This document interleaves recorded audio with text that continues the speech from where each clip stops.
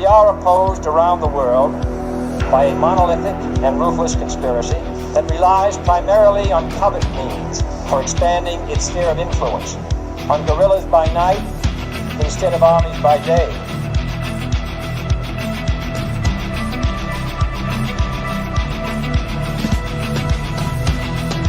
On infiltration instead of invasion, on subversion instead of elections. If I were the devil, I'd take from those who have and give to those who wanted until I had killed the incentive of the ambitious. The violence and vandalism is being led by Antifa and other radical left-wing groups who are terrorizing the innocent, destroying jobs, hurting businesses, and burning down buildings.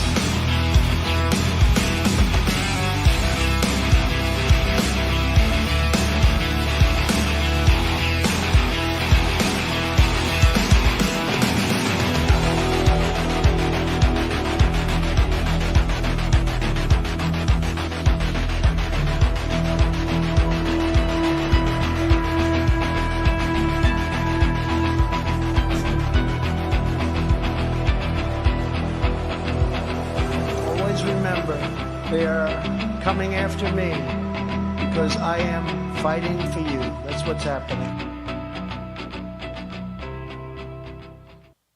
Greetings, fellow thought criminals, and thank you for joining the insurrection. I'm Michael Lauber, and today I'm joined by J.D. Rucker. How you doing this morning? I'm doing fantastic. Fantastic. Well, that's good to hear. And could you give our audience kind of a quick rundown on who you are? And then I've actually got some breaking news real quick. Sure, yeah. I'm basically just like Derek, just identical. A little better looking, maybe not as smart, but otherwise I'm Derek, just California version. Now I'm JD Rucker. I'm the editor of the libertydaily.com. It's where a lot of people get to see me or my work. I have a bunch of my own sites. I've got my own shows. I've got stuff like that. But really, I'm just a father and a husband, a Christian, a conservative, stuck out here in California, but trying to fix it, trying to make things better every day. And a patriot. Well, we got some breaking news this morning before we get into our main stories. Republicans dominate congressional baseball game, crush Democrats 13-2. And they're already making excuses. It's because they changed strategies and they didn't send someone to shoot up the Republican practice. They couldn't find a Bernie bro to go do it, so they're blaming that for their loss. Yeah, it's a continuous loss. They just keep losing, which is fine. Yeah. I don't even. Why do we even have those things? I get it. There's tradition, but what's the point? Well, especially now when things are turned so hostile. And I mean, you look at Congress, I mean, half of them are over 75 years old. How do you expect them to go out and play?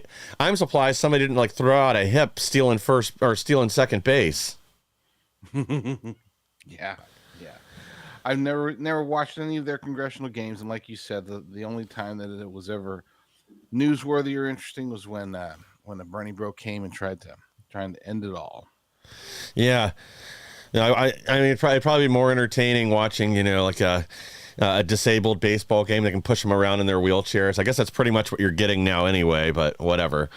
But yeah, we've got some big breaking stories. U.S. on high alert in anticipation of potential Israeli strike on Iran, Washington Post reports. And State Department orders some evacuations from Middle East embassies after threats from Iran. So yeah, this thing may be kicking off. They're saying this weekend Israel may strike the nuclear facilities and other key sites of interest within Iran. I'm not 100% convinced it's going to happen over the weekend, but what are your thoughts? I wish we didn't have to have thoughts about it. I know we live in a world where my wishes don't matter, but it's a topic of such gravity. And I'm not talking about gravity as in importance. I'm talking gravity as in it always just sucks us in. Yeah. I have friends longtime friends that I can't talk to anymore. Not because I don't want to talk to them. They don't want to talk to me.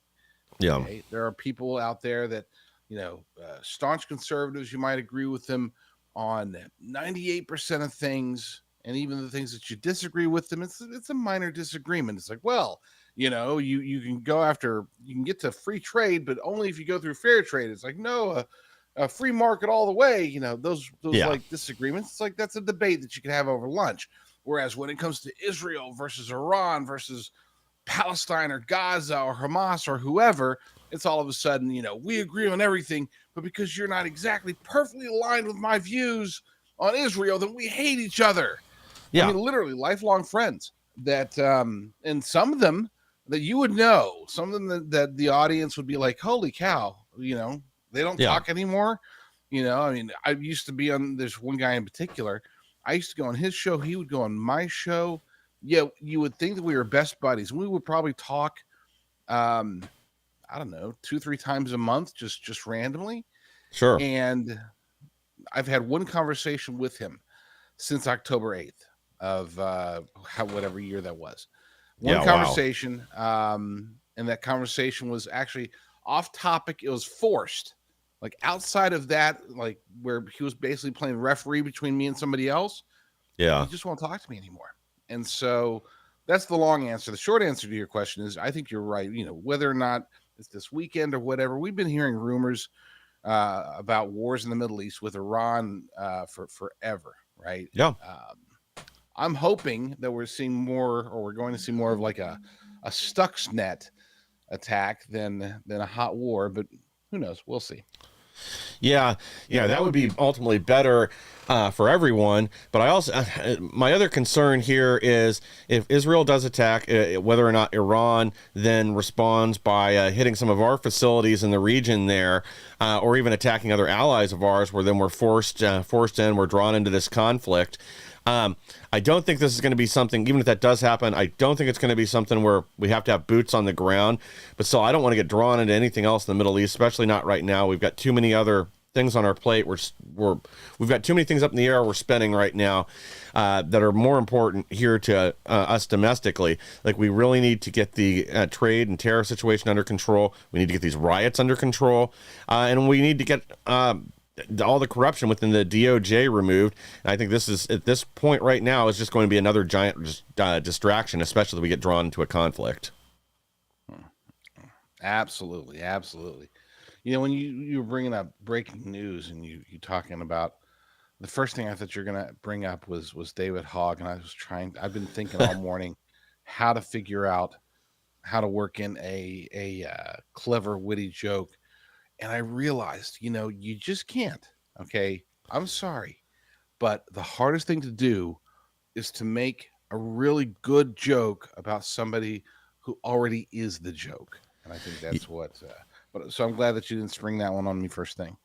Well, we'll get to that one in a little bit, but you know, the joke there is they had to reset their board because when they elected David Hogg, they counted him as a transgender. And after they found out he still identifies as a male, unbelievably, that they realized they violated their own rules and had to reset everything. I mean, I guess they're blaming it on, they combined two questions on some survey they give all the candidates, and then two of the women that ran or people that identify as women, since, you know, Democrats can't provide a solid, clear definition of that. It shifts all the time, like the sands in the desert. Due to that, they're blaming that. And I guess the other gentleman that ran, Kenyatta, whatever his name was, I guess he's pretty upset about this. Feels like he was stripped of a lawful victory. And, you know, I would have to agree with him. Yeah, I guess Hogg's not going to run again. He's calling it quits. Yeah, well, I think that he had this idea, this vision, this revolution planned. And then very, very quickly he realized that, oh, wait a second. You mean, so if I'm going to help run the DNC, then I've got to work with the DNC. That's not what I thought this was about me, like coming in and redecorating and changing things up and getting rid of all the people that we don't like. I didn't realize I had to work with these people. Wait a second. You know, let's be clear. I'm very much not a fan of the RNC. But with that said, these aren't like two opposites or whatever. You know, if you look at Democrats in the House, for example, Republicans in the House, they're basically ideologically different, right? But functionally, Yeah. they're about the same. You could say the Democrats are more aligned. You could say the Republicans are maybe more independent, but otherwise, you got 98% of Democrats are bought and paid for, and 80% of the Republicans are bought and paid for. But again, Yeah. similarities. When it comes to the DNC versus the RNC, they are not similar, not in the way not in their form, not in their function, not in anything at all. The DNC is hands down by far it's a puppet system, and I'm not saying that there's not control within the RNC from the upper ups as well. What I'm saying is that the RNC actually does have some clout, so to speak, within the Republican Party, whereas the DNC is they are like running the DNC. You're like two notches, maybe about at the same level as like the Democrats' version of a quote unquote janitor, a political janitor. They just do what they're told. And for somebody like Hogg to come in there and think, oh, I'm going to fix things and primary the Democrats I don't like. That was just, people say, oh, it's because of lack of diversity. And sure, we as conservatives can pounce on that, but the reality was he didn't align. He caused too many too many problems. And at the end of the day, the only role of the DNC itself is to try to raise or steal or funnel or launder money. That's it. Yeah. Don't try to fix things. You just shut up, little boy. That's all they wanted him to do. And he didn't want to do that. I'm not trying to defend David Hogg, but ideologically speaking, okay, like where was his heart at versus where it was supposed to be, I would say he's got the upper hand here. I hate to say it, but he was more of a purist than the DNC or anybody else there. Sorry, babbled about David Hogg of all people. Oh, no, but you're exactly right. I think he had the misguided impression that he was put into the position to actually affect change on the party, but they really don't want that. They want to continue running the agenda from behind the scenes, through Obama, his handlers, and whoever else over there that's really pulling the strings and setting the agenda. He also had the misguided impression that, like many other Democrats, that since he was put into a position of power, he could use their resources to enrich himself and draw money in for his own cause. 2 different times at least, he used their email list to raise money for one of his foundations or whatever, which again, I'm sure a large portion of that went into his pocket. But yeah, he thought he was put there for his agenda. In reality, like you said, they just want somebody to go out and fundraise, to be a figurehead, and to regurgitate their talking points, whatever they are. They thought that putting him in there would get access to his donors, and he thought about that in exactly 180 degrees out of phase. So that's the real reason. That, and again, like his agenda doesn't exactly line up with where even most Democrats are. It's a small percentage that are rabid anti-gun fanatics. They've got a loud voice, but even when you look at a lot of these insane communist leftists, the Antifa types and all that, they're buying up firearms right now at record rates. So they certainly don't want his gun control agenda as any part of that. No, they don't. Again, we can make fun of him. We can say it's sad, and this is the true state of the Democrat Party. When you look at a guy like David Hogg and say, technically, in this weird situation, he's taken the ideological high road. Wow. Yeah. I feel really how far we've fallen. Oh, I know. But, it is what it is. And you know what? It's their problem, and we can laugh at it. Let's go ahead and jump to another story here. Hamas attacks bus full of workers from American aid group in Gaza. 5 dead, and some of the survivors may have been taken hostage. So, again, on the heels of these potential strikes on Iran's nuclear sites, this is just more bad news for Hamas and for America. Again, we may get drawn into this because of things like this, and it's certainly not getting them any sympathy for rebuilding Gaza or bringing peace to the region. Sure, but it's getting reported at least. Yeah, I think that. And I'm not trying to push anybody in one direction or the other, but I think that if there just was more true press We Yes. talk about bias in press here in the United States, and it's obvious. Okay, it's obvious that people are against Trump. People are against, and I'm saying in media, they're against Trump. They're against Republicans. But at least, like, we have an opportunity to fight back. We have advocates here. Okay, Yeah. just an example, we have like Dr. Phil, who, I mean, he's been kind of getting red pilled more and more lately, but for the most part, it's still newsworthy when he goes out and does like a 3-minute segment Yeah. about how the media is botching the LA riots, for example. There is nothing like that in the Middle East when it comes on either side, or any side, I should say, because it's not like one side versus the other side. There's literally like 15 different sides. If people understood the dynamic in the Middle East, Yeah. as well as, like, for example, you do, then they would be like, oh, that's really weird. There is the one thing there's a true lacking of there is the truth. So just the fact that we have headlines like those, and I think that came out of Breitbart, if I recall, Yes. Yes. headlines like that out there, it's like, okay, well, we're getting somewhere. People don't know what they don't know, and that's what makes it worse. Now, as far as you were talking about, it's not just Iran, is there's challenges in Gaza, challenges across the board in the Middle East.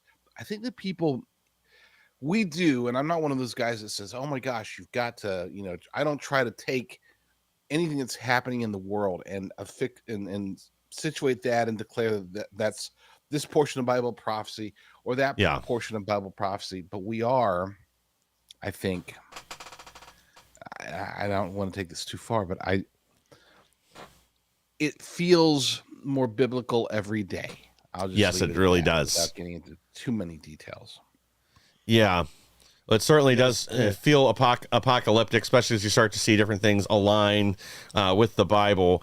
But even in just a more practical sense, Hamas is clearly using all the people of Gaza still as human shields and hostages. Right. This is yet another example of that. The U.S. and Israel together had to go deliver an aid and food for the people of Gaza. And again, nobody wants to see the innocent civilians that are there murdered, even if a lot of them are part of the problem. 70% of them do support Hamas. But we don't want to see, children, women, and other people killed unnecessarily or starved to death. And this is just going to lead to more of that. If they're taking out the people that are trying to help the citizens, it again sends the message just how evil Hamas is all the way around. That they don't care that these people are starving to death. They're killing them themselves right now too. Any of them that stand up, a lot of them that well, not a lot of them, but at least some of the ones that were out there in the videos thanking the U.S. and Israel for delivering food last week. Several of them were rounded up and killed. Again, underreported because they don't care about the people of Gaza. What they care about is the victory and destroying Israel, wiping them off the map from the river to the sea. The people don't mean anything to them or to Hamas, and that's why Hamas has to be liquidated. That there's no hope for peace in Israel, in Gaza, or anywhere in the Middle East, as long as we have these maniacs out there still that are willing to slaughter their own citizens, slaughter any aid workers, or other people trying to help and alleviate the situation. Until they're gone, there can't be peace in the region.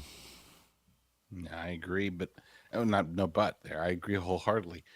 There's something that when we're talking about getting this word out and trying to expose it, I think it's not just a matter of making sure the news gets seen. It's also understanding what the important part of the news was. Yes. You saw over the weekend, I think it was not over the weekend, you saw earlier this week, you saw Greta Thunberg and her former climate change. I guess, it's the cause du jour, right? It was climate change. Then it quickly became pro Hamas. Mm-hmm. But the story kept talking about, look, these guys, they were kidnapped, and then they were whatever, blah blah blah blah blah. Yeah, to me, the biggest story out of all of that was not the fact that she went. It was not the fact that they were rightly because they were breaking laws, international laws. It's not just because they were taken into custody. The biggest story to me is that they refused to watch footage of what happened on October 7th. They absolutely positively refused, claimed that it would be torture, that it would. Like, it's bad when the Yeah. quote unquote activists are like throwing up the Geneva Convention and saying that it would be torturous for them. They would be getting tortured if they were forced to watch the atrocities that they basically defend. It's like, well, aren't you saying that this is not bad? They're like, no, we don't want to see it. That's too bad. You're torturing us by making us watch what the people that we defend did to thousands of people. It's just like, oh my gosh, I don't understand where the disconnect here is. Why does nobody? Yeah. Oh, not nobody, obviously. But why don't they understand the hypocrisy? And why do people just? I mean, we've talked about Holocaust denialism over the years. This is October 7th denialism. So fresh off the event itself. I mean, that's peak lunacy, in my humble opinion. Sorry to bring that up. But you're making a good point, because again, the fact that this autistic little doom goblin considers having to watch the reality of what she's defending, she considers that to be torturous.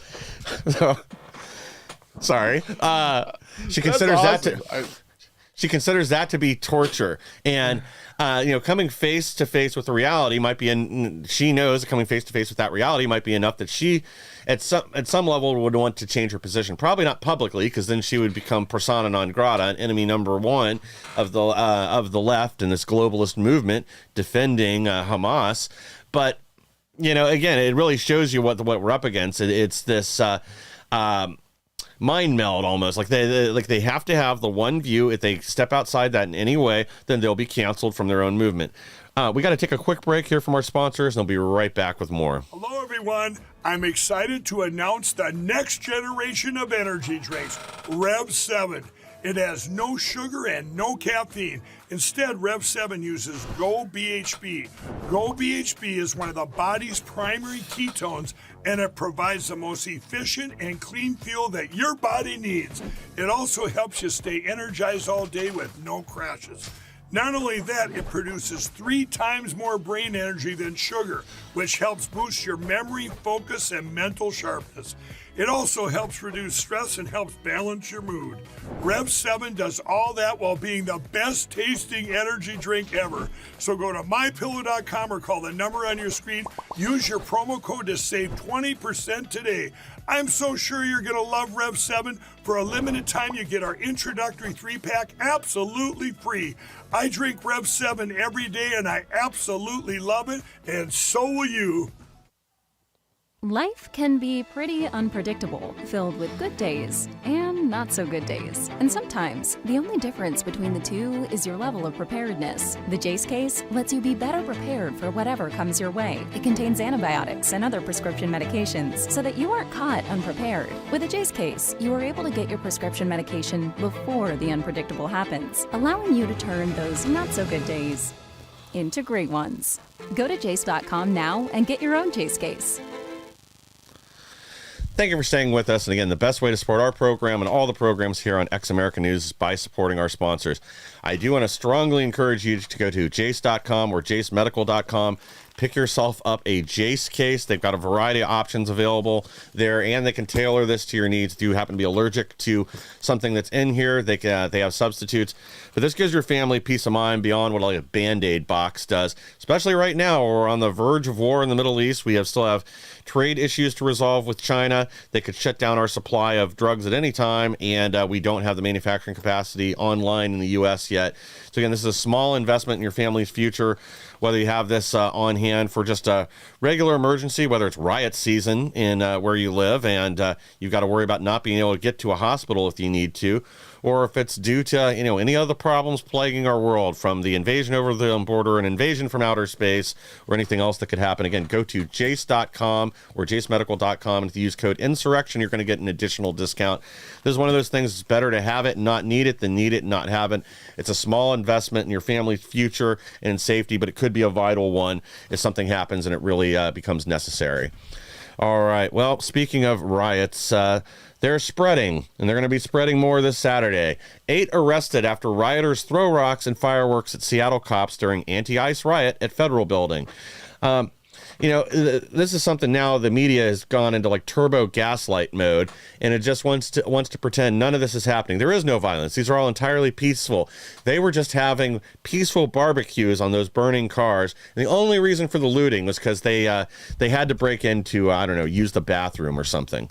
But everybody knows this is not reality. The longer we pretend that this isn't a problem, the worse it's going to get. But I think that's the intent of the media right now, is to downplay this as much as possible, despite the arrest. I mean, we had over 300 illegal aliens arrested that were rioting in California. We don't even have the total numbers. And that's in addition to the misguided Americans that are out there too, essentially protesting that California should be given back to Mexico. I mean, this is pure insanity. Well, I did get to see one really good thing that came out of this, and I'm not being funny when I say I've contemplated going up there a couple of different times.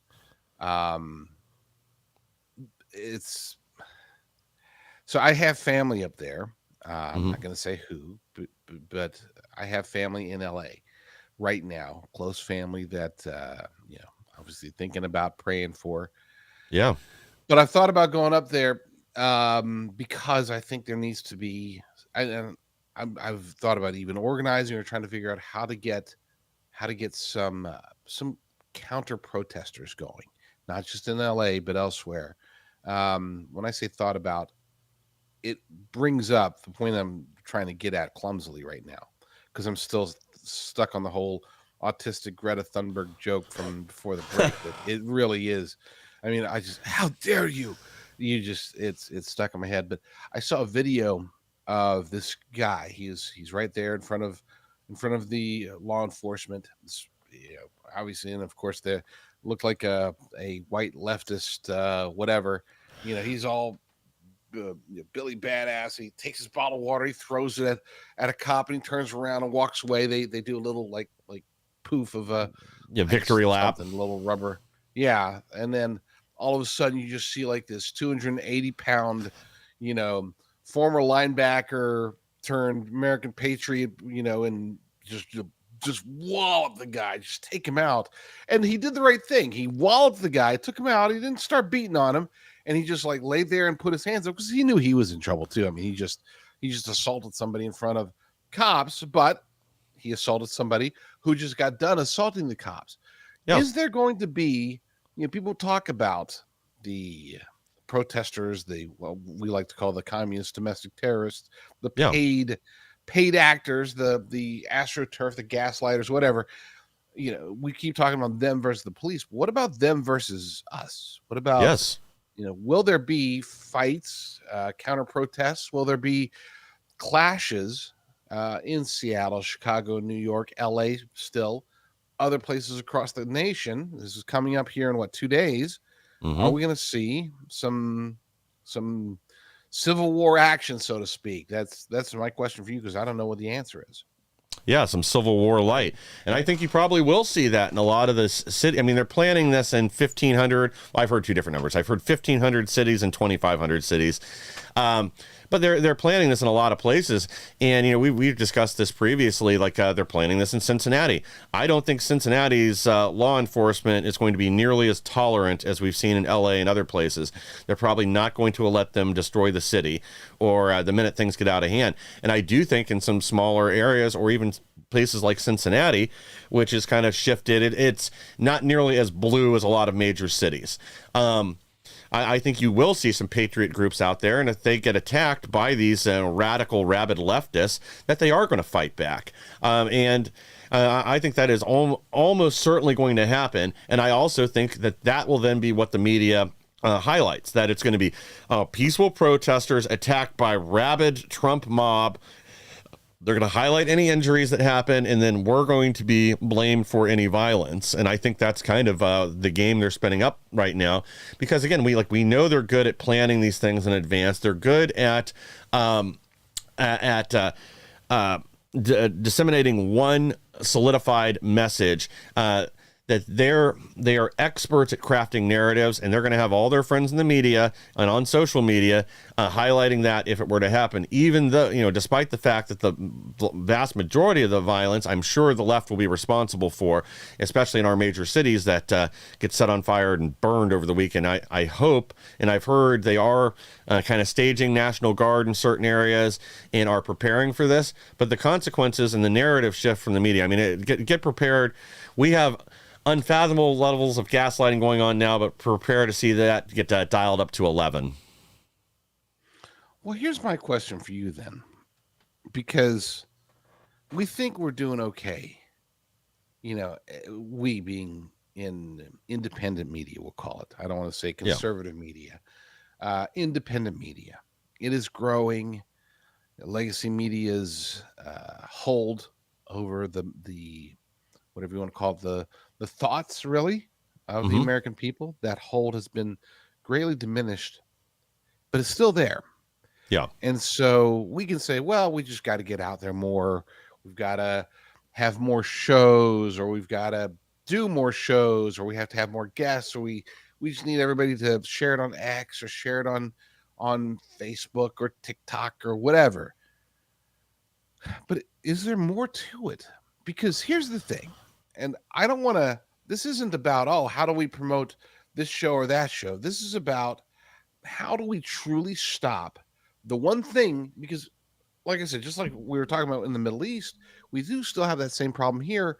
There is still a humongous issue when it comes to getting the truth out there. How do we stop our fellow Americans from being lied to? Now, this is not an attack on free speech. I'm not suggesting, we need to ban CNN, through legal means. What I'm saying is, how do we do better at winning the war, the information war, if you will?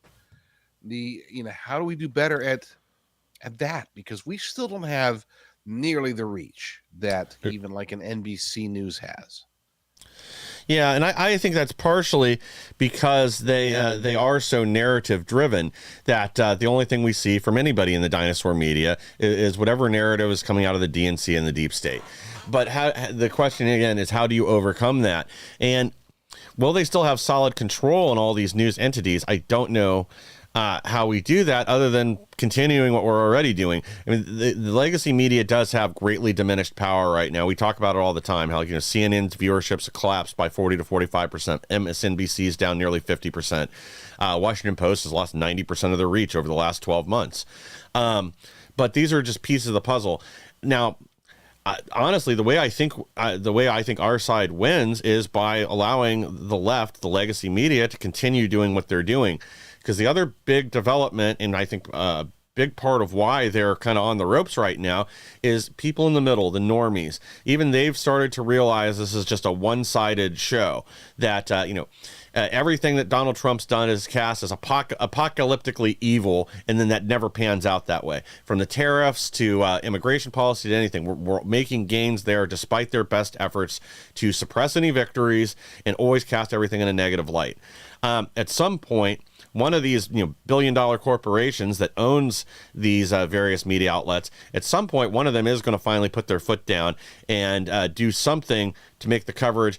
They're not going to turn it to the right, but they're going to say it needs to be a little more fair, a little more balanced, as Fox News slogan is. But because they're going to start losing enough viewership that they're losing sponsors. They're already so far down that if it weren't for the carriage rates they're getting paid by cable and other distribution companies, these are already weights on the balance sheet of the companies that own them, because they can't generate enough revenue to cover their costs. So I don't know what we do to expand our reach at this point. I think it's more a matter of winning the information war, because the leftist media is collapsing. Well, is it going to be enough? We only have to win 51%. Shift, or we just, there you go. But is it going to? I guess what my question is this. Do we need a strategy shift, or do we just need to continue to do what we're doing, just more of it? And when I say we, I'm not talking about conservatives or patriots or libertarians or Christians or whatever. I'm talking about you and me. I'm talking about the media. I'm talking about even members of the audience. Do we just do more of what we're doing, or is there a change that needs to be made? And it doesn't have to be one or the other. It can be, sure, we need to do more of what we're doing and then add on to this, or stop doing this, or, again, I'm looking for actual answers here. I figure I've got the rare opportunity to have Mike Lauber cornered, and he's stuck with the audience. So it's like, all right, let's pick his brain in front of everybody, because I am seriously looking for answers to this. Well, I mean, I don't know that I have all of them right now, but I do think we need to expand what we're doing. I think lawfare would be helpful. Their side doesn't hesitate to use it. If we start suing over a lot of these stories more, where there's a financial disincentive for them to continue lying or maligning people, I think that's helpful. We just saw another guy fired from, I can't think of which network now, because he just went off the rails against Stephen Miller. And actually, there have been 24 hosts since January on the various cable outlets that have been canned for losing their minds, or for a result of lawsuits against them. I think our side really does need to get in the lawfare game until at least until the left backs down. I know a lot of people don't like that. They're like, oh, you guys shouldn't just drag things through court all the time. Win in the public sphere, don't win in the courtroom. But I make this point over and over again, especially off air, that we've got to be willing to fight back at least as hard as the left does, and our side doesn't. We throw in the towel, we sit on the bench, and we don't get in the fight. We're not willing to push back or fight for victories nearly as hard as the left is. Same with, even just voting with our wallets. A lot of us take the easy way out. We're still shopping at Walmart. We're still shopping other places like that, instead of putting our money where our mouth is, and we're funding the messaging machine against us. That's really where our power is and where we could do something. We saw how effective these Bud Light boycotts were, and Target, and what happened to Pride Month. And we have the power. We just need to utilize it. But to your earlier point, like, we don't have to have victory over everybody. There's always going to be 20% of the country that's just blue-haired moonbats that hate America. There's nothing we can do about that right now, but we don't have to worry about them. All we have to do is win 51% of the vote. I think we need to start looking at it like that. Like, what do we actually need for victory? Then we implement policy that will be embraced by more Americans, bring more people onto our side, and we have to expand the numbers that way, but with results. But we also were sabotaged there because we have all these rhinos in Congress in D.C. that, right now they've put so few pieces of legislation, they're basically worthless. They can't get anything out of the House, through the Senate, and to President Trump's desk. There's policy all of us voted for, and it's stalled by our own people.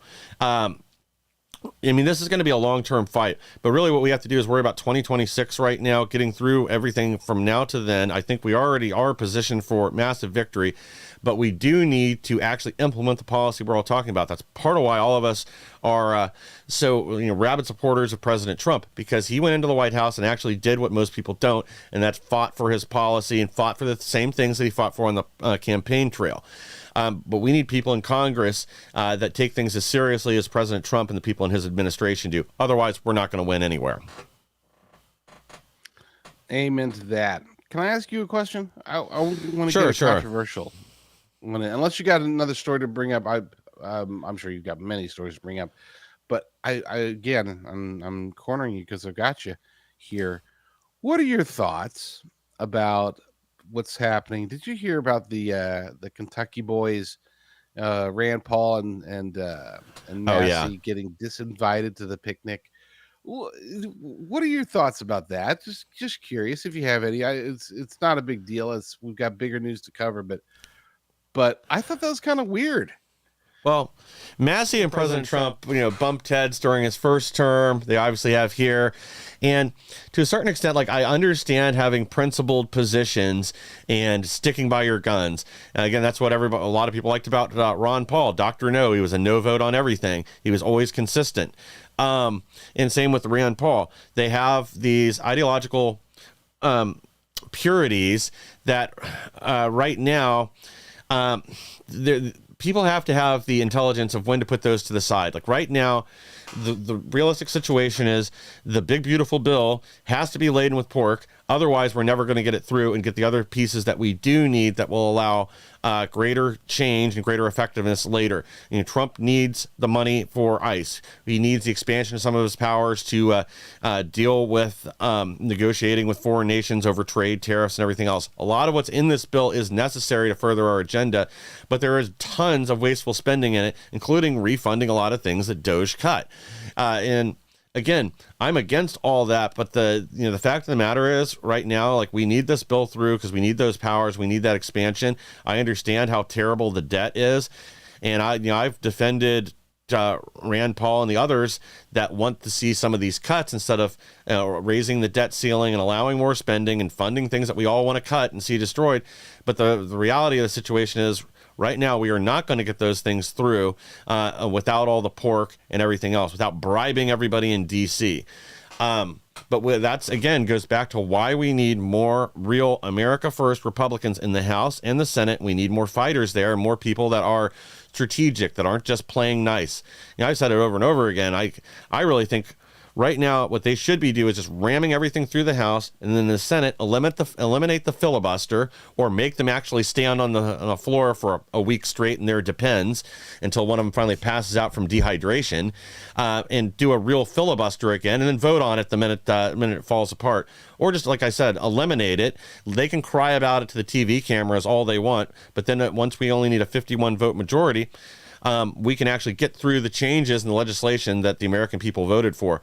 But we still have the problem there of the rhinos in the Senate, that the minute the filibuster's gone, they're just going to stand staunchly against us and vote down everything possible because they have more affinity for the Democrats and for these leftists within our country and the deep state than they do for the American people. Wow. Yeah.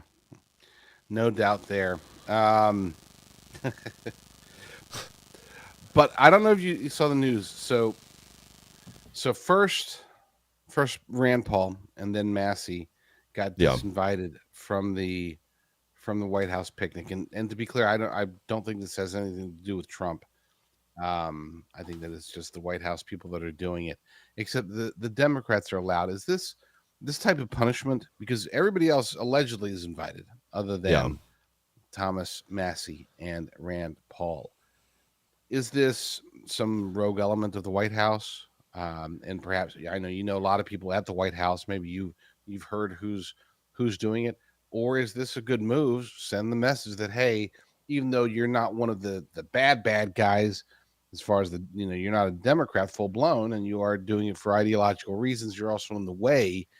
You're stopping, as you noted, because I mean, when you've got even Tom Homan going on national news, he talks about 3 things. Okay. It used to be he only talked about 2.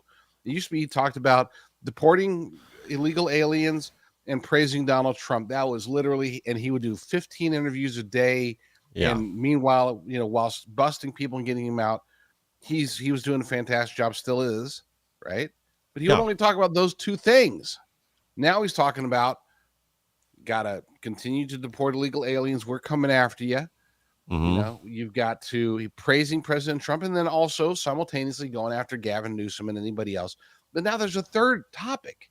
Yeah, and it's the big beautiful bill. When you've even got Tom Homan, breaking from his very very narrow focus to highlight, look, we need this for ICE.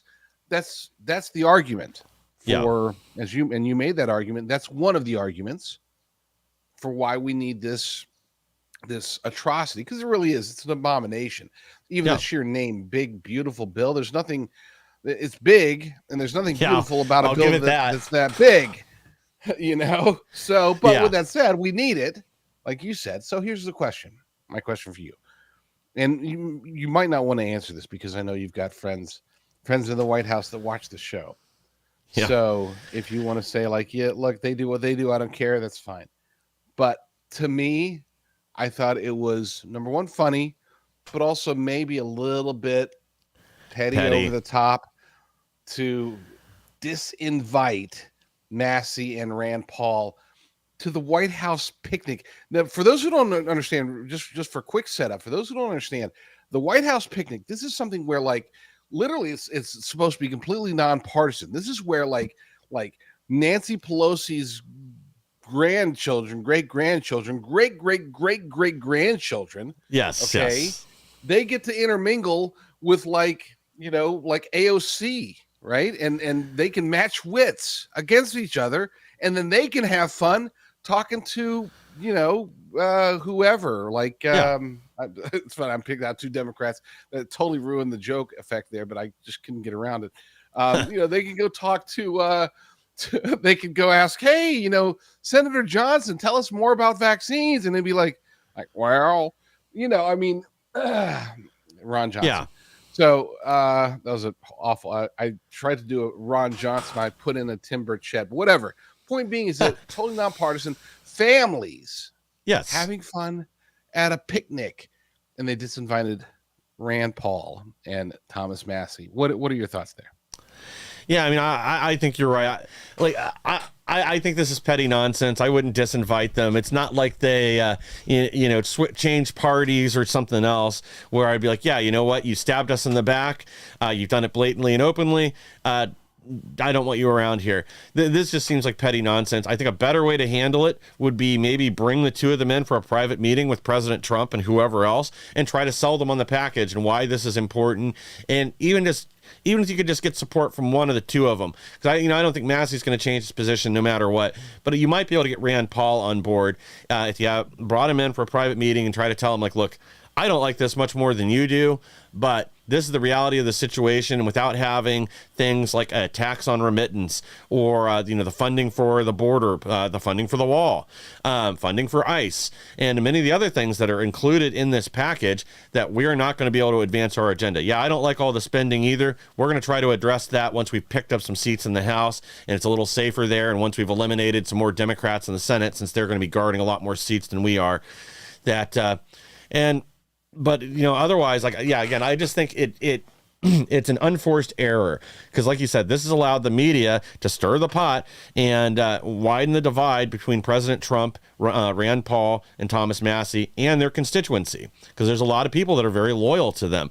I'm a huge fan of Thomas Massey and Rand Paul. I think they do great work. I think we had more Republicans in the House and the Senate that aligned with their values instead of the deep states, we'd be in a much, much better place right now. But I just don't think that disinviting them has anything positive out of it. No benefit. Other than maybe a distraction from something else. I don't even know. It didn't make any sense to me. It felt like you called it an unforced error. And I do like them both. Yeah. I think that what a lot of, and maybe not a lot, you've got a very, the insurrection as a tremendously intelligent audience. But I would argue that most normies will say they might not realize that if you were to take somebody like Massey, who I think is very ideologically fixated, sometimes too much, and yes. Rand Paul, who maybe is a little bit less, but still, he's a senator, so he's allowed to be less ideological because senators are generally speaking bought and paid for. Yep. Democrat, Republican, doesn't matter. But so if you really wanted to go down the purist side of that, going with Massey, Rand Paul, you mentioned Dr. No, Ron Paul, yes. Congressman Ron Paul.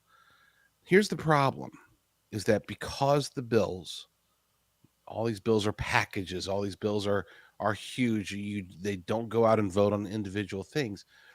You, technically speaking, if you really are ideologically pure, you could never vote yes on any bill ever. Agreed. Okay? Because there's going to be, I don't think people realize, like, bills used to be literally, I know we're talking a couple hundred years, but if you look at the old bills, even the Constitution itself, even the amendments, you're talking about like a sentence, or maybe if it's complicated, maybe 2 or 3 or 4 sentences. It's not hard, Yeah. It really isn't. Even setting the stage for the entirety of mankind through, like, for example, the 10 Commandments, or even in the book of Leviticus, very short. Might have felt long, listening to it for a minute and a half being read or whatever, but it was nothing compared to today. I don't know. Agreed. I know I'm on a soapbox here, but it is true that if we really wanted to look at the bills today, none of them should ever pass ever. If we're being purists. Oh, absolutely. Well, and it is lead back to part of the problem, and it's gotten worse and worse over the decades. I remember, in the picture in the 80s of Reagan dragging out the tax code, on a trailer, basically, and showing people, how insane this is. But that is part of the problem, is these bills are thousands of pages. They sneak things in them. They sneak little provisions they want in them. If anything, we're lucky we've got Grok and other AI now to go through and hunt for all this stuff and highlight it. Otherwise, it'd never be found. But that is a big part of the problem. Legislation should be simple, where it doesn't take an army of lawyers to go through and understand what it actually says. Our country would be in a far better off place right now if that were the case. But they like putting in all their little weasel words and other things so they can bend and break the law, essentially, right in their loopholes. And then exploit those. And it isn't just for themselves; it's for all their financial supporters, essentially, the pharmaceutical companies, the lobbyists, whoever else. That they all want their garbage in these bills, and that's how they end up so bloated and so harmful to the American people. You're right. If we went back to some simple bills, simple legislation, no more than a few pages, our country would be in a far better place. But that's how we end up with these 3,000-page bills. Another thing too is like these. We shouldn't be doing these omnibus bills like they're doing now for budgets. We should go back to individual funding per agency, per department, and let everybody vote on it there. And that way it'd be easier to clean out some of the pork and other nonsense that's in here, or just defund the agency if, they can't come to terms to it. Then I guess they're just going to get a zero budget for the next 12 months. And all those government workers can go find new jobs destroying the private sector instead of all of our lives. But yeah, again, this comes back to the original point, is to get back to a position like that, we need a total shift in Congress and who's there. And we need people actually representing the American people rather than their lobbyists and whoever else financed them on their way to the office. But to your point with the Rand Paul and Massey, that they do need to be a little more realistic. There has to be some level of flexibility. At the end of the day, I'm not a big fan of negotiating with the left or with these rhinos in the Uniparty. But there is, right now, the real situation is there does need to be some level of negotiation, because unfortunately they have a lot more power than the American First movement does. But the more that we can get through and the more of our agenda we can accomplish, the easier it's going to be to take more of their seats away and put people in that actually represent America and Americans on the ground. And we really are going to need that over the next 10 years. So yeah, hopefully we can get Rand Paul on board, get this bill through. I think a private meeting would be much better than throwing him out. I mean, it just seems so petty. You can't attend this picnic, make different plans. It just doesn't seem effective to me. But again, I'm tired of watching these unforced errors, but I'm also tired of the bloat and the everything else in D.C. But yeah, the real situation is it's going to have to go through the way it is. But we do need to put something in place and start actually living by our creed and implementing this. We control the House right now, so I don't know why we can't just separate this into 10 little bills or 20 little bills or whatever it needs to be and push it through that way. But I guess that the reason they're not is because they know they need the bribery in there to get enough people on board to pass it. And if they did it individually, that probably wouldn't happen. Right. Yeah, no, it wouldn't. And that's the unfortunate reality. Doesn't matter with Donald Trump or J.D. Vance or Kamala Harris or Otto Penn. Doesn't matter who's president at any given moment. It seems as if the Congress itself, Capitol Hill, it's problem. Unfixable. It can't be fixed. I'm not going to say it's impossible. Yeah. When you have people like Thomas Massey, here's my bold prediction for Massey. He's going to be either full-time homesteader or like a university president before the end of President Trump's term. Not because he's going to get voted out, because he won't be. Like he's wildly popular in Kentucky, as is Senator Paul. But I think he's going to get sick of it. He's going to get sick of government. And he's going to end up, doing something else before 2028. That's my humble, not so bold prediction. Well, you may be right before 2028. I do think he'll finish at least this term out and then maybe not run again, especially with the passing of his wife and other things that have happened. I'm sure that's only added to his frustration. And hostility towards the traditional, the slop government what we've had. But, there's also an opportunity for Massey and others. Maybe they need to get together and start presenting alternative bills and present them. I'm not so much worried about them handing them off to Johnson to maybe get a floor vote as to the American people. And get people behind it that way. Put pressure on them to pass things in individual bills without all the bloat and other stuff, and eliminating all these problems within these agencies and departments. This, unending. 'Cause you're right. Otherwise, it is unending. Nothing's going to change unless somebody does something different. I don't know if that's the answer or not, but at least it'd be something rather than just saying no. And again, it's not to say that he's not working hard behind the scenes on other things, but I think, if you're going to complain about something, present an alternative. Don't just say this isn't good. I used to hate when people did that, when I'd be in these big meetings with all our individual staffing offices where somebody would address a problem with no solution, especially when it was something like they could have easily put a plan forward for, that they just expect somebody else to do it. So maybe maybe my way of looking at this is a little skewed, but I'd like to see alternatives rather than just saying this is not the path forward. So maybe there's a way to make that happen, and maybe form a coalition, and knowing that you're not going to get the stuff across the finish line to begin with, but at least it'd be a way to build some support, and then over time maybe get a shift. But yeah, at the end of the day, what we really need is to eliminate these rhinos that have been in Congress forever for the last 150 years. Eliminate them, put in fresh blood, people that will actually fight for the America First agenda and get that across the finish line. People will be unapologetic about it, because right now, the way things are going, Congress has been a bigger block to Trump than anything else. The media hate's going to be there no matter what. They've all got stage 5 TDS. There's no changing that, period. But there are other things that we can do that are effective, and we can even play into that hand. Just watch them go apoplectic when we put across legislation they hate. But I think we can twist that to our advantage. I like it. Yeah, I like it. I'll tell you.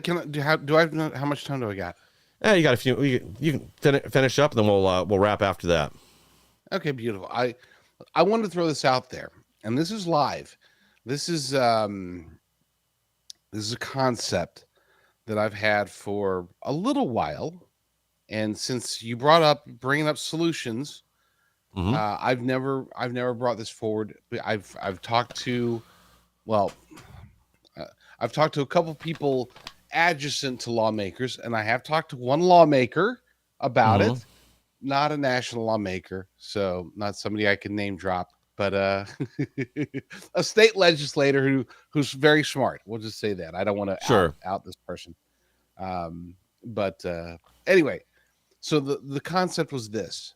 We know the one of the biggest problems, if not the biggest problem on Capitol Hill, is that it's not the stuff that you see, it's the stuff that you don't. It's not the obvious things in the big beautiful bill that are necessarily bad. We can debate those. It's the little things that get snuck in as a result, for, like you said, sometimes to bribe for votes, sometimes for this, and they always come back and say that's just how it works. It doesn't have to. Exactly. So my concept here, and maybe this is what Massey needs to do. It would only work if he were able to get. He would need help from 3 other people.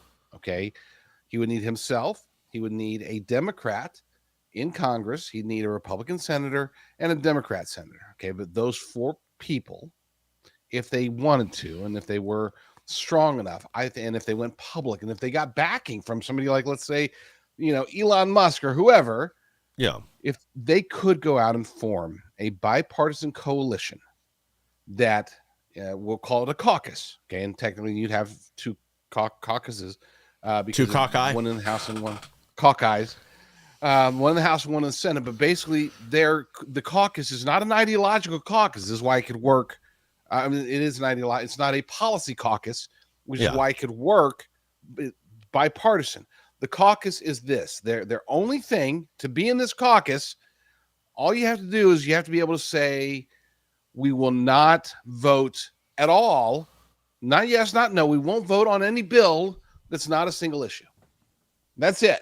So, you can go and do whatever you want with, this omnibus that, but we will only vote us 140 members of Congress, and you could probably get, say, 20 to 25 members of the Senate, bipartisan. We will only vote on one topic bills, single issue bills. And we're not stating that bill's good, that bill's bad. And of course, there's going to be certain exceptions. Don't get me started on trying to get the military authorized. Yeah. Well, those votes might take 75 years every year, but you get the idea, right? Vast majority of votes break them down to a single vote. And if it's not a single vote, whether we agree with it or not, that's the litmus test. This small group, this powerful caucus won't vote on it unless it's broken up into its components, and we'll vote on each one individually. Thoughts? Well, I think that's actually a really good idea. I just don't know what Democrats you would get on board, because you would get the AOCs, the Jasmine Crockett types. Okay, not necessarily those two, because I think once you start saying, wait a second, you got to vote more than once, that's dumb. I'm talking about the conservative right is far closer to the radical left than they are to the center. Okay, on that particular issue, yes. Yeah, on a lot of issues. Like, there's certain issues where, maybe not a lot, there are some issues, when it comes to, for example, logistical things, where there's a lot more unity between a far right. I don't want to say radical, but a far right, a very staunch conservative might have better, more ideological, not even, I keep saying ideological. We'll call it logistical worldview alignment with somebody on the far left. And that's where I think you can get, because it doesn't need to be half Republican, half Democrat. You just need a handful, especially as, you need 3 senators, 3 Democrat senators, and like 10 Republicans. They would basically control the Senate, not control moving left or right. Just they'd be able to dictate, send a single issue bills. That's it. Otherwise, we won't vote on it, and we'll get nowhere. Well, honestly, I think this is a pretty good idea, that we just need to do a little research and see who on the left might be for something like this. And I'm sure there's some people we could reach out to that might be able to tell us, because you are right. There are certain things that the far left and the far right are apparently aligned on. And I've been surprised by a few of them, but I've watched, Matt Gaetz talk about, co-signing one bill or co-sponsoring a bill with AOC, because there was no daylight between them on this, but it was more of a common sense issue. So maybe we can find a few that have a similar view, because even I think it was Ro Khanna talked about this, going back to the way things were before, that he didn't specifically say single issue. I think the phrase he used something like bills should be like what's represented in a bill or a package should be more into a alignment or something like that. I don't remember how he phrased it exactly, but somebody like that maybe we could drag over. Again, my only concern is the left moves in a block, and if their leadership sees how this is going to affect their actual agenda and pushing these things past and betting them, that may be how they put the kibosh on anybody from the left supporting it. And again, our side, I guess, the same way, but I do think there's people on the right that would be for something like this, especially several of them that have talked about this, and not even just the big names. There's other people that are kind of secondary in the background that have expressed support for something like this. So yeah, I think we probably could find, at least in the House, a few Democrats that we could drag on board. Senate might be a little more difficult, but again, somebody like what's our favorite brain damage? Fetterman. Fetterman might, Fetterman would do it in a heartbeat. Yeah. Well, that might be all you need. You get him and 1 or 2 other Democrats on board. You find a few in the House. You get a whole bunch of Republicans on there, and yeah, you're right. Now all of a sudden you've got a block that can be a block for all this out of control spending and everything else that gets snuck into these bills. What's the best place for our audience to find you? Probably X, JD Rucker. It's the reason I say that is I've got open DMs. I got plenty of places I can be, but at least with X, it's like if you got an X account, you can reach out to me directly. That's the easiest. Yeah, it's the only social media I actually check. Otherwise, I avoid Facebook and everything else too. But at least X has been there for me when I needed it. All right, guys. Oh, thank you for joining us again this morning, JD, and to our audience, thank you for joining us. Please like, share, and subscribe. Help us to grow so we can bring more people the news the mainstream media doesn't want you to hear. We'll be back tomorrow with even more.